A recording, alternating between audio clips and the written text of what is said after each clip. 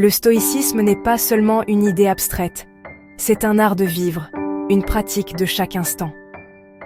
Après avoir vu les grands principes, découvrons maintenant comment les mettre en action dans notre vie de tous les jours.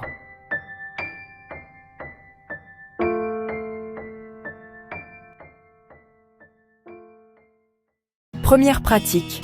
Commencer la journée avec une intention. Chaque matin, prends un moment pour réfléchir à ce qui t'attend. Demande-toi, quelle situation risque de me mettre en colère ou de me décourager? Anticipe-les et prépare une réponse calme. Les stoïciens appelaient cela la préméditation. Cela permet d'affronter la journée avec plus de sérénité. Deuxième pratique. Se rappeler que tout est éphémère. Les stoïciens méditaient souvent sur la fragilité des choses. Un objet peut se briser, une relation peut changer, un moment peut disparaître. En gardant cela à l'esprit, tu apprécies mieux ce que tu as sans attachement excessif. C'est un antidote à l'orgueil et à la peur de perdre. Troisième pratique, écrire ses pensées. Marc Aurèle, empereur stoïcien, tenait un journal intime. Il notait ses doutes, ses erreurs, ses progrès. Faire de même t'aide à clarifier ton esprit, à corriger tes excès et à progresser chaque jour.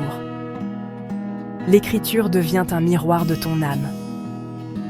Quatrième pratique, pratiquer la modération volontaire. Les stoïciens conseillaient de s'entraîner parfois à vivre avec moins. Dormir sur un lit simple, manger un repas léger, se priver de confort pendant un temps. Pourquoi ?